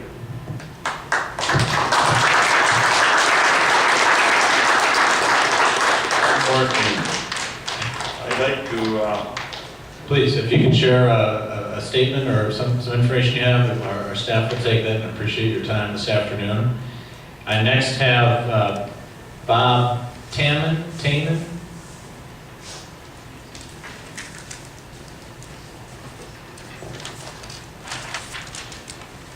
Well, welcome to the committee. Thank you for joining us. Thank you, Mr. Chairman. It's good to be here. I'm Bob Hammond from Sudan, Minnesota. My wife and I are retirees. My wife Pat taught in Ely for over 30 years, and I worked in several of the mines around here. And as a matter of fact, it's interesting to be here because during the 60s, before I was civilized by matrimony, I lived in Hibbing. And during the 70s, I helped build Hibbing taconite. And I'm particularly pleased that you toured Hibbing taconite because it kind of proves a point that I like to make. Having a huge mining operation right out your back door does not necessarily create a healthy community. And I know it's kind of counterintuitive to some people, but if you look at the statistics, over the last 10 years, Hibbing schools are losing enrollment. And we've got that huge mining industry that you saw this morning right out the back door. And so with that, I'll read you a little list. Coleraine, Bovine, taconite, marble, calumet, Pengelly, Nashwauk, Keewautin, Kelly Lake, Hibbing, Kipsville, Chisholm, Buell, Kenny, Mountain Iron, Parkville, Virginia, Evelyn, Sparta, Gilbert, McKinley, Bowatic, Pineville, Aurora, White Lakes, Babbitt. That's over 24 communities along the length of the Mesabi Range. These are mining towns. There's not a healthy main street in the bunch, not one. If mining industry created healthy communities, we should have one by now. With that, I'd like to address some of the other claims made today about the lengthy permitting process. I think we failed to mention one of the main reasons why this permitting process has been so lengthy for polymet. They have a crappy mining plan. The holdup is not our permitting process. The holdup is when the Environmental Protection Agency, with sound scientific reasons, said that their mining plan was unsatisfactory, inadequate. As Mr. Worker alluded to, they want to dump their copper mining tailings on top of iron mining tailings. And a tailings pond that's already leaking, and when they send in their draft EIS, it was leaking in violation of Minnesota discharge standards. And this was done with the cooperation of the Minnesota DNR and the Army Corps of Engineers. They produced an effective mine plan. The problem is not our permitting process, the problem is their effective mine plan. And I think you should realize that every taconite tailings pond on the Mesabi Range is leaking.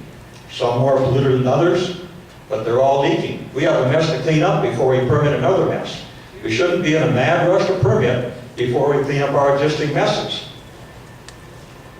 And of course, I'm here with a lot of criticism. I suppose I ought to make a suggestion for what we can do for the economy of northern Minnesota. And I think one important thing we could do is to quit rebating tax dollars to the large taconite mining corporations. Now, you've heard several people testify today how much taxes the mining companies are paying to our state, to our community. Not one. Not one of them mentioned how much we're rebating to those same mines. It's a revolving door for our money. You can check the IRRB website. They've rebated $192 million right back to the mining industry since 1993. And I think my message would be not that we want to pull the plug on the mining industry. We want to do some honest diversification. That $192 million could have made a lot of difference to the communities that I just read off to you. It would have made a lot of difference to the schools, to a large international mining company. I don't believe it really meant anything to them except it showed them or allowed them to show us who's boss. With that in mind, I would ask for your continued support for northern Minnesota. And I see a few people here from the southern part of the state, and I know once in a while our Iron Range legislators like to beat up on you a little bit. And so I'm going to give you a little attaboy, because we're sitting here in Hibbing, Minnesota, that has a biomass plant. And that biomass plant is selling its electricity to Xcel Energy at a very nice little price. In my younger days, in addition to working in the mines, I did a little time working on the windmills in southwestern Minnesota. Typically, they sell their power for less than a nickel a kilowatt. The good people of southern Minnesota are subsidizing our biomass plant to the tune of over 10 cents a kilowatt. And with that, I give, again, my appreciation for you coming here, and I'll leave it up to the next speaker. Thank you.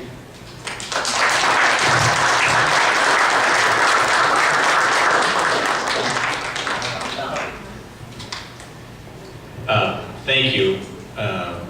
Thank you, Hibbing, and thank you, members. We do have a couple minutes, and I thought, we don't get this chance too often. Are you on the list, ma'am? Why don't you come on up and just put your name down, and we'll chat amongst ourselves for a little bit here. But we don't often get the chance to get these two committees together. And I suppose it's even more rare to have both of the leaders of the state Senate with us this afternoon. So without putting either of you too much on the spot, but Senator Bach, I don't know if you have some comments as to what you know, what you've seen, what you've heard today, and just in light of the issues that we're dealing with. And I, Senator Bach, appreciate you coming. These are not any of your current committee assignments, but I know this is an important issue and an important city for you. Well, thank you, Senator Michelle and Senator Ingridson, for bringing the committees here, and for all of you that represent other areas of the state for participating. It's heartwarming that you take the time to come up, especially in the winter, and visit with people from northeastern Minnesota. I think you'd be hard to find somebody in the legislature that likes to play outside more than I do. I mean, I have canoes. I used to guide canoe trips in the Boundary Waters. I actually told my sons I was going to run for the legislature on Stony Island and Trout Lake and the Boundary Waters, and we were there on the 4th of July weekend. And I love the environment, and I believe jobs and the environment can coexist. And I think we can get this non-ferrous mining industry going in Minnesota in an environmentally sustainable way. And members, I have to tell you, it's almost hard to imagine the future potential with non-ferrous mining in Minnesota. My dream And people often talk about businesses have to figure out how we reduce our carbon footprints. And I think we all think that's probably a good idea. But my dream is that we not only mine the copper and the other platinum group metals, the gold, the silver, the platinum, the palladium, the cobalt, the nickel, but that we build the factories here in Minnesota, and we make the pipe, and we make the wire, and we make the solar panels, and we add all the value to our natural resources here in Minnesota. Minnesotans have the opportunity to benefit from that. For too long, we've shipped our resources outside of this state, and the value has been added someplace else. So I guess I would just like to challenge you to think big, that this is a huge opportunity for our state, the kind of opportunities for an entire new industry that seldom come along in anyone's lifetime. And, you know, iron ore mining started in my district in 1881 in Sedan. And many of you, if you haven't been to the Sedan Underground Mine Park, and if you have young children especially, please take the time to take them there. It's a remarkable place, a piece of Minnesota's history. And now the new Vermilion State Park actually is adjacent to it, right alongside. So it's going to be, once that's fully developed, it's going to tell a great story about a piece of Minnesota's history. But, you know, 1881, it took us 3 years to get the first train load of iron ore loaded and head to 2 harbors. And in 1884, it was shipped out in the boats to the southern Great Lakes, where it was produced into steel. Still today, we're adding most of the value of Minnesota's iron ore in the lower Great Lakes. We're still shipping out with very little value. And I just would ask that as people think about this potential new development, that we not make the mistake that was made in 1881, when we put all that ore on a train and shipped it to 2 harbors and been sending it to the lower Great Lakes for over 100 years. Let's not miss the opportunity this time to add the value of Minnesota, so that Minnesotans are fully able to benefit from the natural resources that we have. So thank you all for coming. I'm sorry we couldn't have given you a little bit better weather for your ride home. I really deeply appreciate you coming here today. Senator Bach, we might be coming to your place tonight. Senator Bill, it's 55 miles in the wrong direction, but you're all welcome. My wife here. Okay, I want to keep an eye.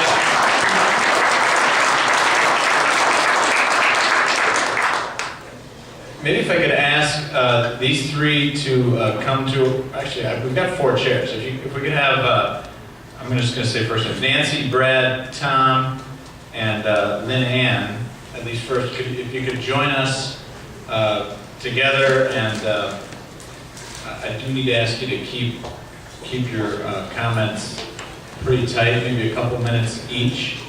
We want to hear what you have to say. If something's already been said, we probably don't need to repeat it to this group. They're a pretty smart group of legislators in most cases. So thank you.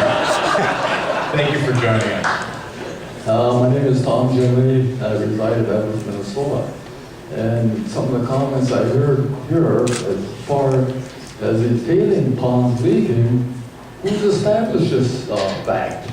I didn't hear anybody say who definitely said they are leaking. Okay. My point was also, Mr. Fisher mentioned 92 million tons of iron ore were taken out of this area and produced into steel. In turn, that steel produced tanks and ships during World War II. Now, if it would have taken 5 years to determine that we could mine this iron ore up here, we probably would have lost the war.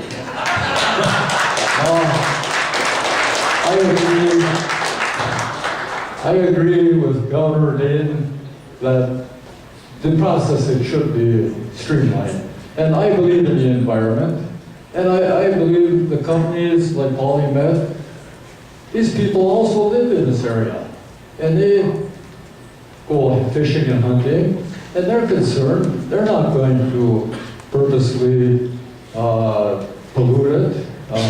I believe their process has been very, very carefully looked over by very reputable environmentalists, and they agreed with this process of polymer.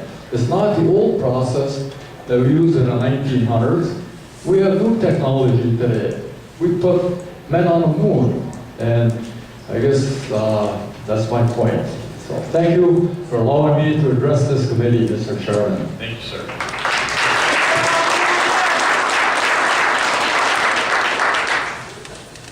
And is it Lynette?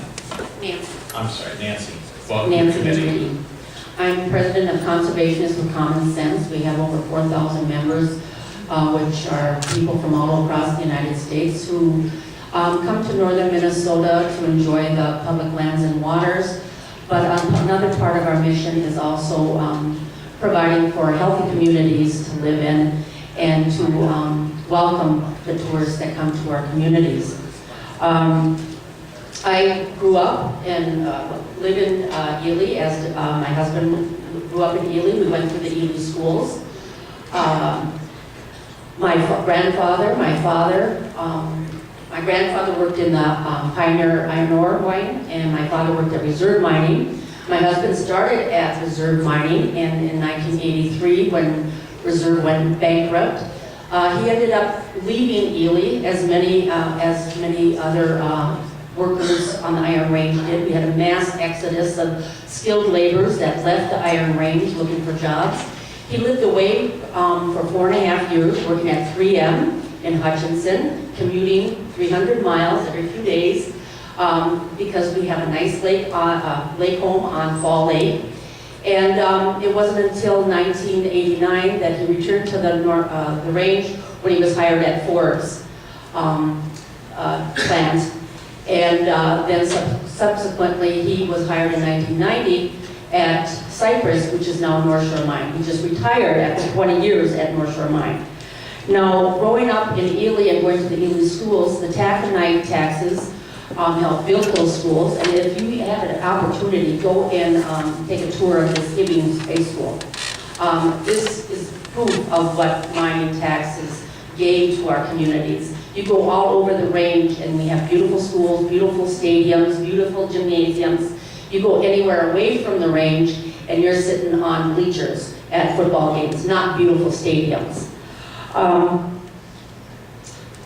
Right now, with the job situation the way it is, we have failed school referendums. Our schools are failing, our hospitals are failing. We are all in dire straits. And the mining jobs would bring back people to our community, return them to our community, the young folks for our schools. We have 2 daughters. One of our daughters lives here, right here in Hibbing. She worked for over 7 years at Hibbing Reptron Kimball Electronics for over 7 years. She and her boyfriend both worked there. It was closed, I believe it was in 2008, and was moved to Mexico. Both she and her boyfriend returned to school and completed the industrial technology courses. And my daughter, I'm proud to say, passed with a 4.0 in that course. She is now completing a 2-year business degree in hopes of getting a job. Her boyfriend was recently hired at Hibbing Taconite, and today will be his first paycheck. So these jobs that we're looking for now in the future, these are going to provide the jobs that will keep our children on the Iron Range. They're avid fishermen, huntermen, snowmobilers. They want to stay and work where they play. And streamlining the permit process for these mines has got to be. I understand this 100%. With Conservationists with Common Sense, we have been waiting for 12 years for resolution on our chain of lake permit quotas with the Forest Service. Five years just in getting the Forest Service to recalculate those permits. So there's nothing works slower than the federal government. So please do what you can and try to get the federal government to work as well. Thank you. Thank you. And while you're passing the microphone, if I could have Matt, Tyler, and Scott, if you guys could just take these chairs, and we'll, again, encourage you all to keep your comments brief. We'd like to hear from all of you, and The longer any one of you goes, it's going to make it tougher on the other. So thank you. Welcome to the committee. Thank you. My name is Lynanne Vesper. I live in Ely as well. I wanted to address something that the Chamber of Commerce head in Hibbing mentioned, Lori Fido. She's talked about the heartbreaking stories of stores closing on Main Street in Hibbing. And what you might not know is that Hibbing also has a Walmart for your family. He said, no, I can't afford it. I said, well, why don't you get on Minnesota Care? He said, I make too much money. Only a few $1,000s too much money. Or he could be on Minnesota Care. I would like to encourage you to expand that program for all Minnesotans. I am nearly 40 years old. Polymet proposes to operate this mine for 20 years. That's half of my lifetime, of the amount of time that I've spent on this earth. So this is not jobs for generations, as some have proposed. It would perpetuate the boom and bust cycle that we are all too familiar with on the range. You've come to here today to consider streamlining permit process. Permits need to be issued properly and not haste. Thank you.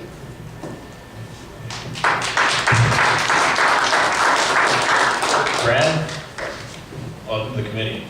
Mr. Chair, committee members, my name is Brad Sagan. I'm a resident of Fall Lake Township near Ely.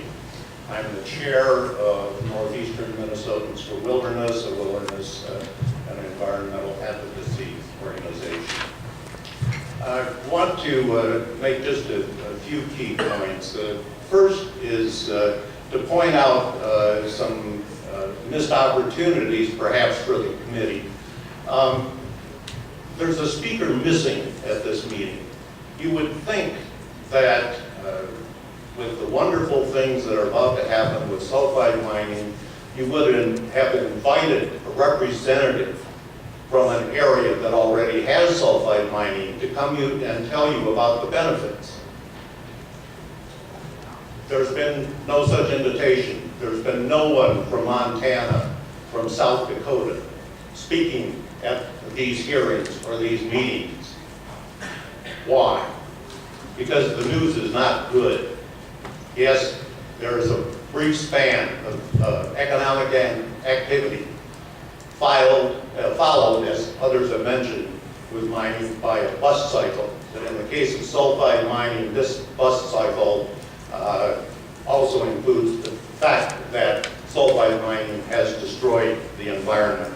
So I'd invite you to invite in someone that can speak to this topic. I'd invite you, as other committees would have been prone, to visit one or more of these sites and see for yourself.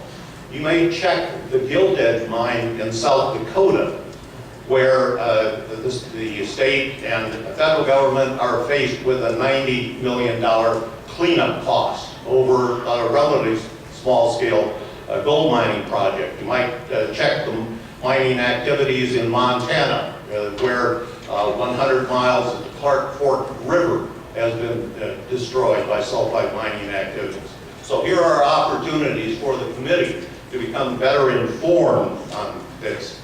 You might also attend, I don't know when the next one will be, a conference in Montana that has come to be called the BUST Conference, because it is composed of representatives from these former mining communities who now come together and basically lament that not only is mining gone, but the opportunities for economic activity from a more healthy environment are gone as well. The next point I would like to make is that a proper role of this committee, is the point I made to your committee, the House side last year, is legislative oversight. The Polymet DEIS was evaluated by EPA as one of the worst ever submitted. The question for legislative oversight is, how could a state agency, in this case the DNR, have permitted that bad a proposal to be signed off? That, to me, is a proper function for a legislative committee, is to investigate how state agencies could fail in that manner. Finally, I want to say that I can't say that I've given it a thorough analysis, but I have to say that Senate File 42 and House File 1 are truly bad pieces of legislation. The governor has, I think, taken the correct approach, which is to improve environmental permitting, the efficiency of permitting. The proposed legislation takes this good idea and really turns it on its head. One of the problems with legislation is that what occurs is a version of Velcro, that every good idea gets every other idea attached to it. And this legislation has so many bad features attached to it at this point that it really deserves to be defeated, and certainly if not defeated, the governor should veto. I hope we will have the opportunity to discuss the actual legislation in more detail at some future point. I know you have been doing this in the cities already. Thank you.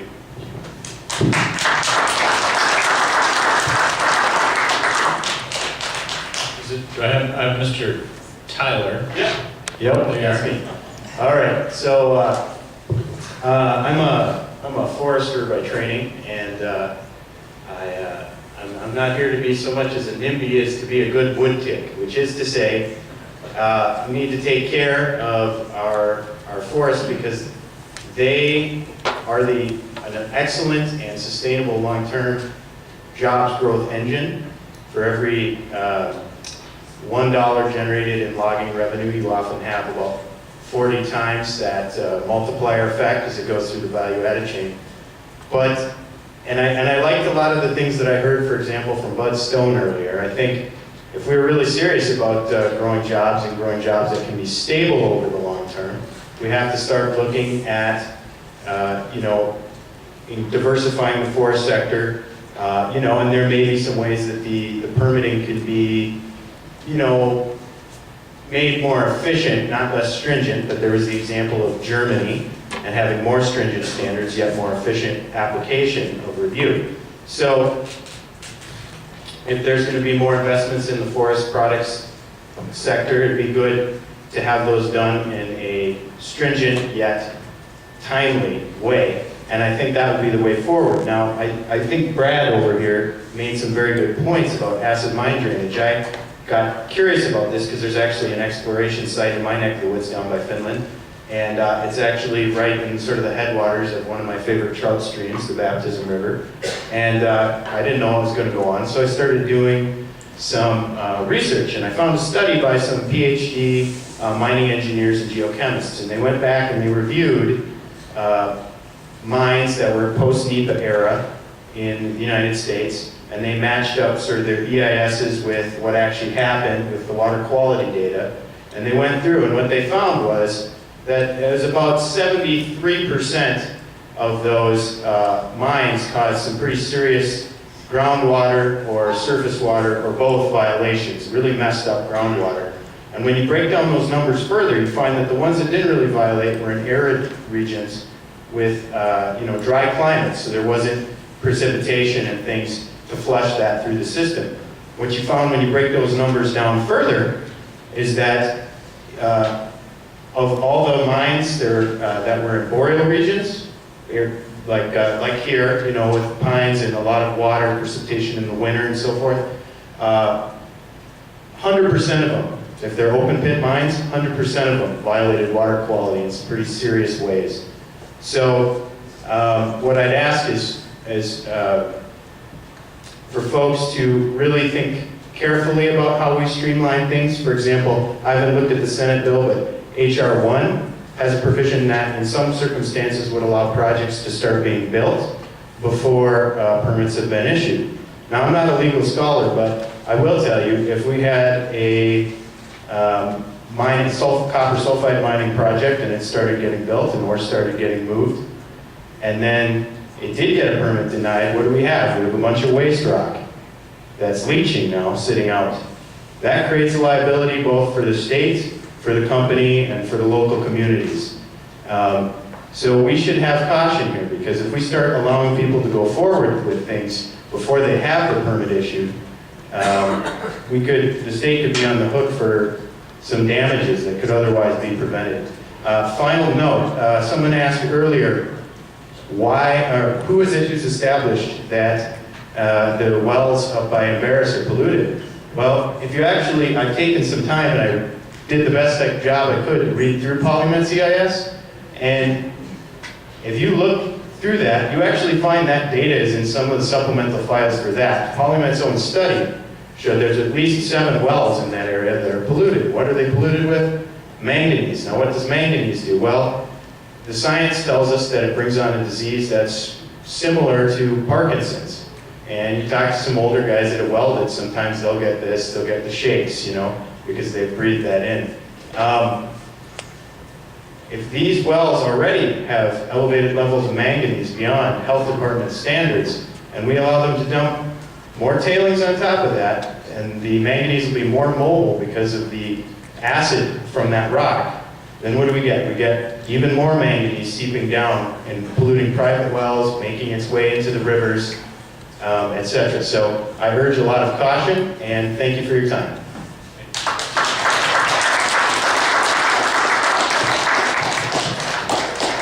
Hi, my name is Scott Oscar, and I'm a small business owner. I have been living here in the Hibbing area since 1997.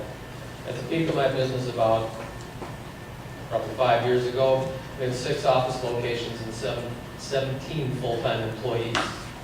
I'm now down to 2 locations with 3 employees. So I know what it's like. I felt the crunch. And my personal income is down to about 30% of what it was. That's right, a 70% cut. We need legislation to get this mining process moving and get it moving now. Can I ask a question of all of you up here on the panel? Which of you are elected officials by show of hands? And you're elected every 2 years? Or 4? The strange answer is yes. Okay, good. We'll all face re-election in 2 years, and if we face that election, then it's a 4-year term. And this permitting process has been going on, from what I've heard here today, for 5 years. So that's at least 1, if not 2, or possibly 3 election cycles for the people that are on this committee. As a concerned citizen, I would like to say, let's move it. Let's get something done. And thank you for taking your time to come up here and listen to us. We all greatly appreciate your efforts. Thank you.